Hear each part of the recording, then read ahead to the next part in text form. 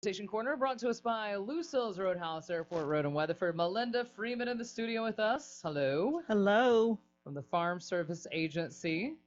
Man, it's been all of these years. You've come in about once a year. Is it about once a year? Or Probably every year? other year Every or other so. year? And I always have to share this story, which I think was not the first time you were in here, but I remember when your daughter, it was her 16th birthday. Yes. You were going to take her to go get her driver's license afterwards, after Conversation Corner. Yes. And how old is she now? She's 21 now. 21. She's got a baby boy. Yes. Man, it doesn't take long to grow up, huh? It does not. It passes pretty fast. Crazy. Now, how long have you been with the Farm Service Agency? I have been with the agency nearly 29 years, but I've been in Custer County since 2010, so 10 years. Wow. Well, that's very interesting. I think you know what you're talking about. I think you can help out a lot of people. Well, we try. That is our goal, is to support our ag producers, and that's why we're here. All right. Well, what are we going to talk about this morning? We're going to talk about the latest, greatest version of what is lovingly referred to as the Farm Bill. We've got a brand new one, and we've got signed producers up in it, and so that's what we're going to do, is give the guys a heads up about what they need to be doing. All right. If you're having trouble hearing because of the fog, we are also on Facebook and YouTube, right? Yes. Yes. Yes to both of those things. You could try that. Of course, don't forget about your app. You could listen on the app as well, KWEY, because I know this is some really useful information. So we'll chat with Melinda Freeman from the Farm Service Agency in just a moment. It's Conversation Corner brought to us by Lucille's Roadhouse on the Coyote. This is Bulldog Basketball, fueled by ASAP Energy on Coyote Classic and Coyote TV. 17. Feeds to Bethany Franks with 15 seconds left. Franks for the lead. It's good. Bethany Franks knocks it down. Cooper step to his left, leans in, layup. No. Chris Braggs Jr. goes high, and he puts Raekwon Rogers on a poster on a tip slam. SWASU Sports is made possible in part by CJ Southwest Tire, Barong Insurance and Real Estate, Health Express Pharmacy, Casa Soto, Napa Auto Parts of Weatherford, Cummins Auto Group, Pioneer Cellular, Southwest Air and Heat, EEP PSO, Domino's Pizza, Western Oklahoma Metal Recycling, the 117 Lounge, Jet Distributing, and ASAP General Stores. This is Stephen McTeer, voice of the Bulldogs. Follow the SWASU men's and women's basketball teams all season long through the Great American Conference on the home for SWASU Sports, 100.3 FM, Coyote Classic. Run with the dogs on Coyote Classic 100.3. Toutfest Home Design Center winter clearance sale going on now. Uncover exceptional with handcrafted mattresses from Stearns & Foster and life-changing sleep from Tempur-Pedic, two of the finest names in the industry. Great deals on living room and dining room furniture, decorative accessories 20% off, 12 months, interest-free financing available. We beat the box store prices every day. Toutfest Home Design Center, downtown Weatherford. When you are making decisions as important as choosing home health or hospice for a loved one, it's important to ask the right questions. Is the facility locally owned? Are they proven through years of successful business practices? If necessary, can you transition from home health to hospice with the same care given? You can find all this and more at your locally owned Shepherd Home Health and Hospice. Shepherd Home Health and Hospice has served Clinton and the surrounding areas for over 13 years. Dependable, caring, and local. Shepherd Home Health and Hospice.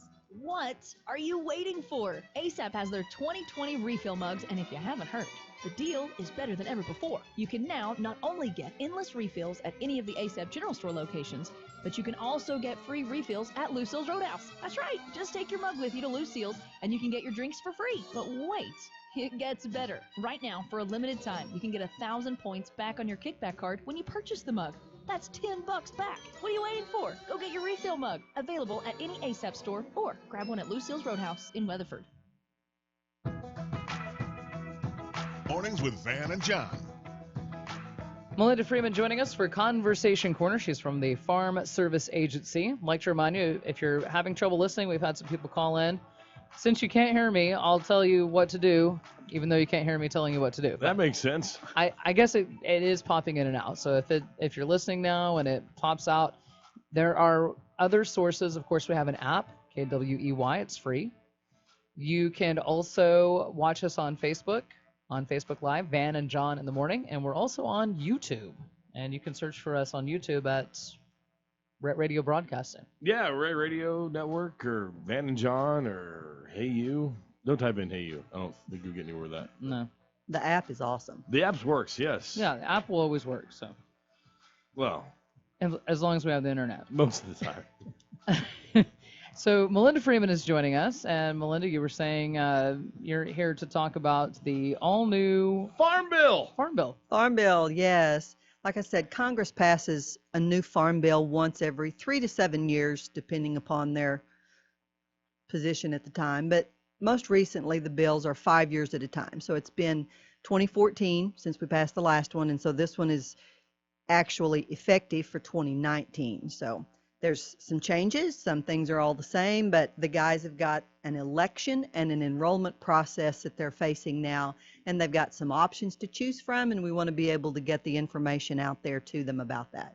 And we have so many more crops than we had many years ago, right? You know, we are diversifying, and the reality of that is commodity prices aren't very good for the most part, and weather is what weather is, and you have to be able to diversify and have different things on the table going so that if you have a disaster in one, you've got something else coming on. But those are challenges too, because diversification takes new equipment, it takes markets that we may or may not have. So it's not as simple as waking up one morning and saying, you know what, I farmed wheat all these years, I think I'll just go to cotton. So it's not really that easy. So Yeah.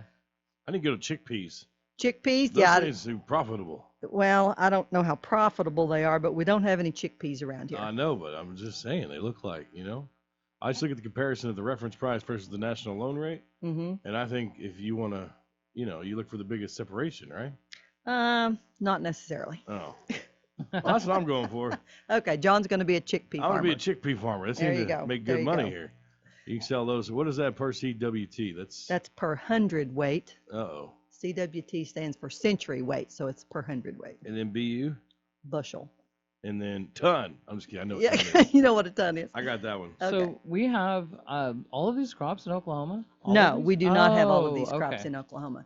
What all of these crops are, we call them program crops. And so every farm that we have has a cropping history on it, and they're paid based on the cropping history on the farm. And if they have a cropping history of any one of these 22 commodities, then they have the potential to be paid. Nice. So we do have peanuts here. We do have peanuts. Our biggest base crop in Custer County and in all of western Wheat, Oklahoma, right? obviously, is going to be wheat. Yeah. Okay, Yes. so it stays the same as all the years. Cotton's past. been picking up around here a lot lately, I feel like. It has. We've seen an increase in cotton acres over the last 5 years significantly. I've never even heard of one of these. Not sunflower, but safflower. It's a oilseed commodity grown up north mostly. Hmm. So, what do you need the farmers to know about this farm bill before they come in? All right. Well, the first thing I want them to know is later this week, I've got 3 producer meetings where we're going to go over this data in detail.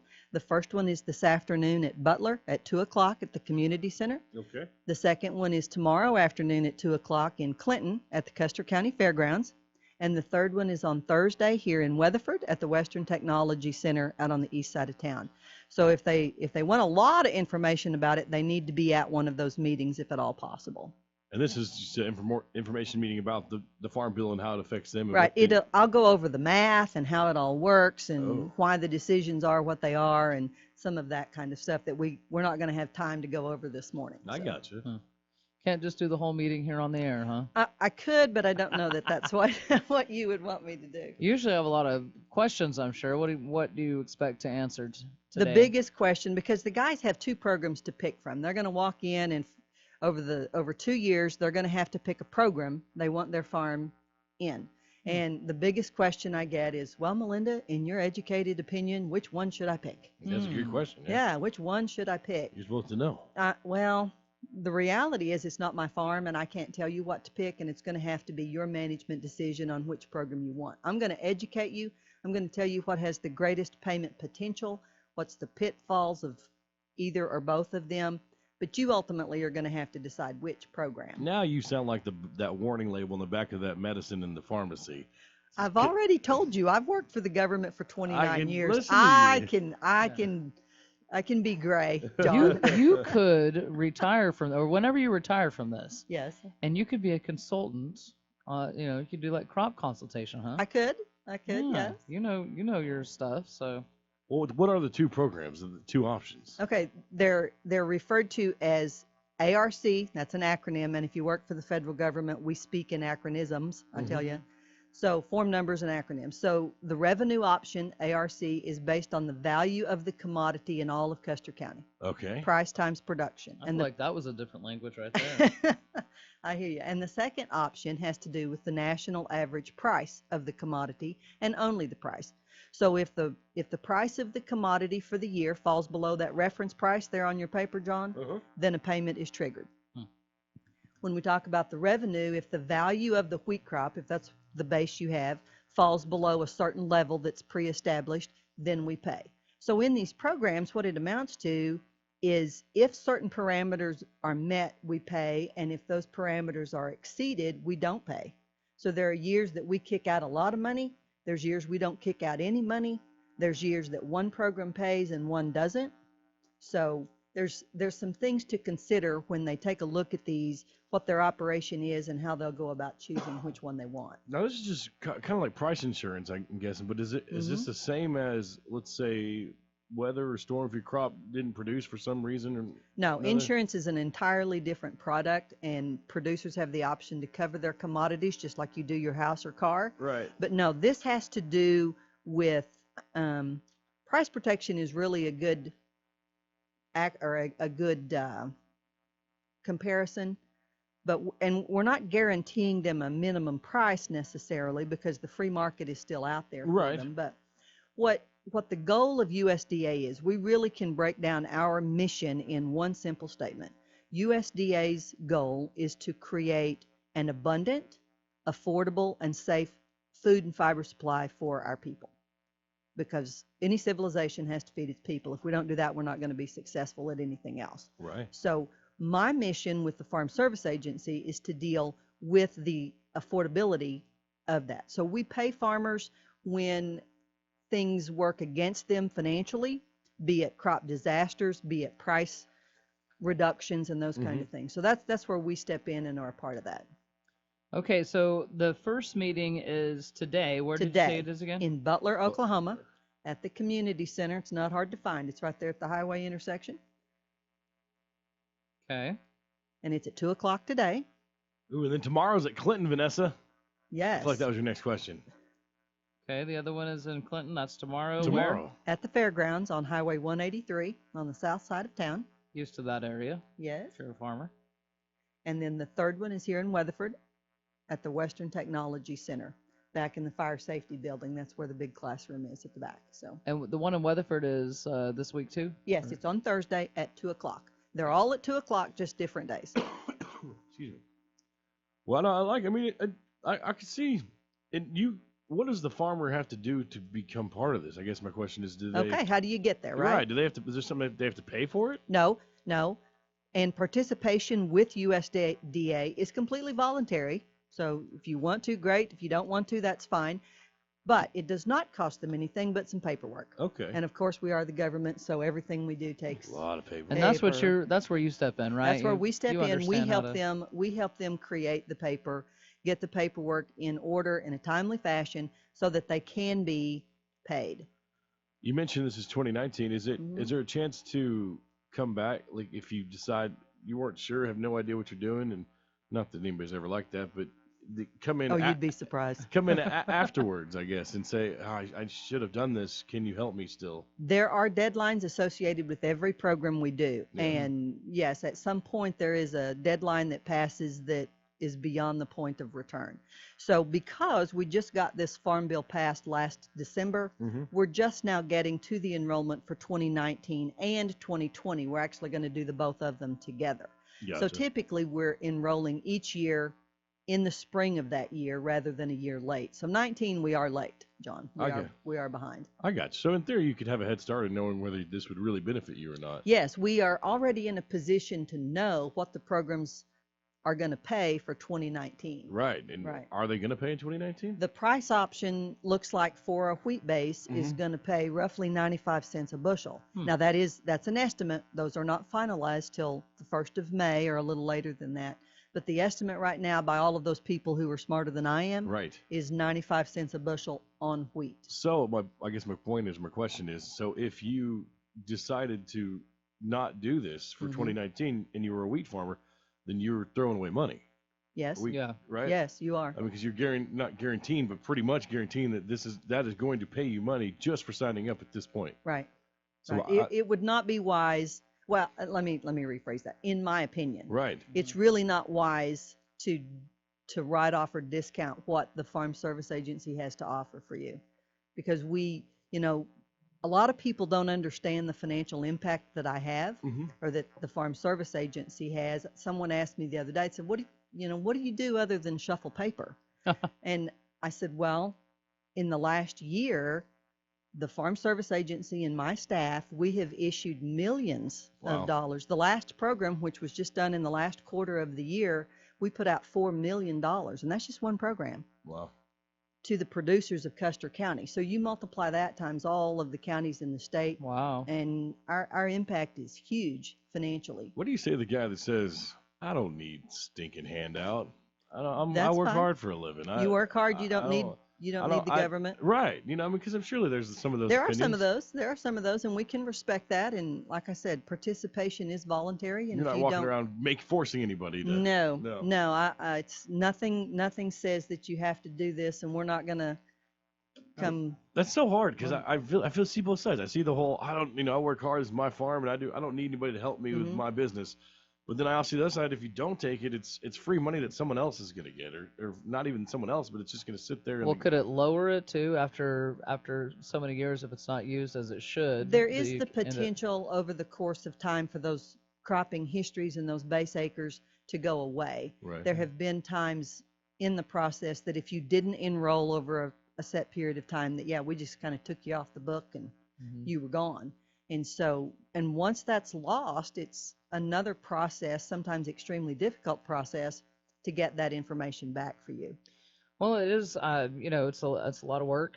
Mm-hmm. These crops are a lot of work, and like you said, the weather is weather, and so this is a little bit of help, not a whole lot of help, I guess. It's not exactly what it would be, but still better than nothing. When you do all that work, you're getting paid for your work. It's not like you're just getting a handout. Right. You do earn it. I mean, our farmers have got a huge financial investment in their properties and their equipment.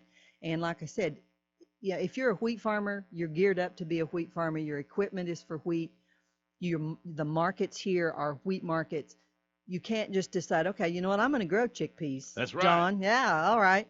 Well, it takes different equipment to grow different crops. Right. And even if you've got the money to invest in the equipment, then you grow those chickpeas and you go down here to the cooperative or to Thomas and to Wheeler Brothers and go, I have a field of chickpeas. Will you take those for me? And they're going to go, no. Oh, man. So we don't have markets developed for some of these crops because they're just not there. Yeah. So changing over, and again, we are in Western Oklahoma. We're a semi-arid area. Right. And some things just won't grow here. Right. That's why we don't have orange trees. That's why we don't have orange trees. So, we can grow what we can grow. Yeah. And we are wheat country and some row crops. So how do grapes work? If I want to make some wine, does that count as me doing some grape stuff here? Yeah. Grapes are considered a viable commodity. They're not a program commodity that you can do bases on. Man. But we do sell an insurance policy for grapes. We do take acreage reports on those. I'm just saying, if wine prices start to go down, it's going to affect my crop. I've never bought a bottle of wine. I couldn't tell you what it is. But. Boone's Farm. That's the good stuff back in the day. Anyways, no, it sounds like you're doing good work. You're helping out a lot of people that we do try. Now the other point I do want to make, what's very important to what we do, the most important thing I do, not only for the Farm Service Agency but for other USDA agencies, we maintain the database of who has what properties. So we are seeing an increase in first-time farmers, new land buyers, people who are buying smaller tracts and that kind of thing. Is that all right? You can do small tracts? Sure. Yeah, you can grow grapes on 5 acres, John. There you go. What is there a minimum? I mean, no, there's not a minimum. If you're a commercial ag producer, you're welcome to come put your name in the database, put your name on a farm, Yeah. make your acreage reports. Now, big or small, we're happy to see you. But we do want those new producers who may or may not know that we're even out there, that we have anything to offer at all, that these options are out there. And not only do we have these commodity programs, we also have a loan department that can help first-time buyers with financing their properties and or their equipment and operating loans. I don't personally handle those, but we Right. do have it within the office. With everything you have to offer, Hmm. it seems like it'd be really extremely hard to fail as a farmer nowadays. No, that's not a true statement. Okay. Again, the financial obligations of farming are huge. Oh, yeah. Absolutely huge. I know I took my staff out to the local equipment dealership a couple of years ago, and we were walking around, and the tractors, are hundreds of thousands of dollars. The new cotton stripper, baler, packager, Right. one-man machine kind of deal, it's $1 million. Yeah. It's $1 million for that machine, or right at it. So, financing those kinds of pieces of equipment and properties are $1,500 to $2,000 an acre. You get a lot of money tied up in a hurry. So even with our assistance, it can be financially sketchy. Your rate of return is thin. Well, when you were Seems saying, weren't you saying, so on here, the reference price is $5.50 per bushel for wheat, Yes. and you were saying you could hopefully get up to 95 cents. Well, We don't that's know on- yet, but But that's on top of what you sold it for. which Right. is maybe hardly anything, right? Right I mean, now, the local no. price of wheat's about $4.50 Yeah, a it's bushel. the 95 Okay. cents is to make up the difference between what it So should it have could sold make the for and what you difference. sold it for. I see what you're saying. And the reference price, even at $5.50, wheat produced, a quality crop at $5.50 a bushel is still not going to break the bank. Right. Yeah, it's still a minimal amount that producers are going to need because their operating costs are extremely high right now. This Well- goes over my head, but my grandpa was a wheat farmer, so I should totally understand this, and I don't. I remember Harvest Hands coming in from Texas to help Yes. him with this, and it was a big deal. And my grandma and all the girls in the family making supper and putting them Cooking. on real plates, real dishes. I doubt they do that anymore. That's crazy. Like, and good suppers, like Oh, yeah. chicken fried steak and mashed potatoes and gravy and green beans, and bringing it out to them in the fields. And so I grew up in the in the wheat crops, but I don't really understand any of it. All I remember is just how upset my grandpa would get every year, and how excited and hopeful he would be every year, and how upset he would end up being after a hailstorm. Farmers are the Yeah. greatest optimists in the world. And it was Mm. so They much truly are. work. It was so much work, and they never had enough money. Mm. It was never like, oh man, I'm just rich off this wheat farming. It was just all he knew. So, Farming is a lifestyle. Yeah. That's what a lot of people who don't do it don't understand. Well, if you're not making any money, just get a job. No, do that's something else. all he knew. Yeah, it is a lifestyle. It is a passion that you devote your life to. You and your family devote all that you have to it, and that is just what you do.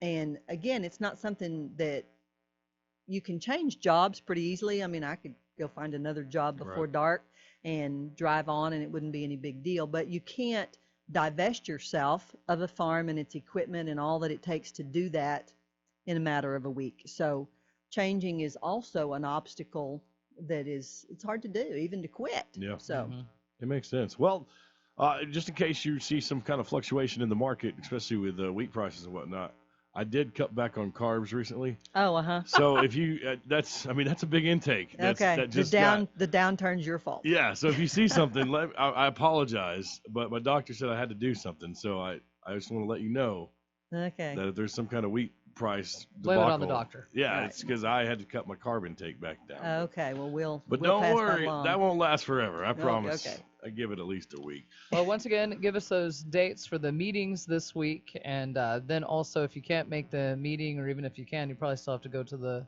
Still need to Agency? visit the office, Yeah. yes. So the meetings are today, tomorrow, and Thursday. Tuesday, Wednesday, Thursday, 14th, 15th, 16th, all at 2 o'clock. Butler today, Clinton tomorrow, Weatherford on Thursday. And yes, even if you can make the meetings, we do ask you to call the office to make an appointment to do your paperwork. If you can't make the meetings, that's fine. Call and make that appointment anyway. My staff will be happy to help you out with that. The telephone number at the office is 580-323-0366. There's an automated teller that answers the phone if you'll push number 2. Good. Oh, yeah, I'm just push kidding. number 2. Yeah, people love the automated teller. Push number 2 and it'll ring in our office because we're not the only agency within the building. That's right. Sharon with the FBI. No, I don't have the FBI. Oh, I didn't know. I thought No. maybe No, they're around. just the Natural Resource and Conservation Service. Well, you guys do good work. It really is. You help a lot of families save a lot of things, and that's important. And plus, like you said, you keep food on our tables. I mean, We help do that. yeah, you're the backbone to help keep that happening and feeding the family. They say, what's your number one most important thing, and always food. We have to eat. That Yeah. is true. And we want our food supply to be affordable. Yep. We want it to be abundant, and we do want it to be safe. So what we do is very important. Say pay your car payment, your house payment, and put groceries in your cupboard. Those are the three things, first three bills you're supposed to take care of. Yes, yes. And the Car power, payment.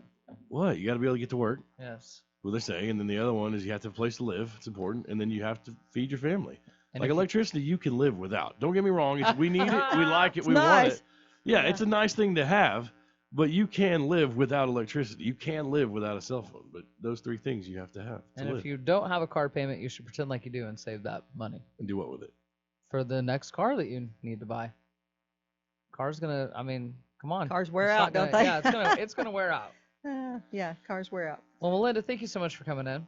Oh, absolutely. I appreciate the forum and the opportunity to come and be on your show. It's priceless for us. Well, it's very useful information, and we've got the info here at the radio station if you weren't able to write it down, the phone number, and all of that great stuff as well. Melinda Freeman, the Farm Service Agency, thanks for joining us.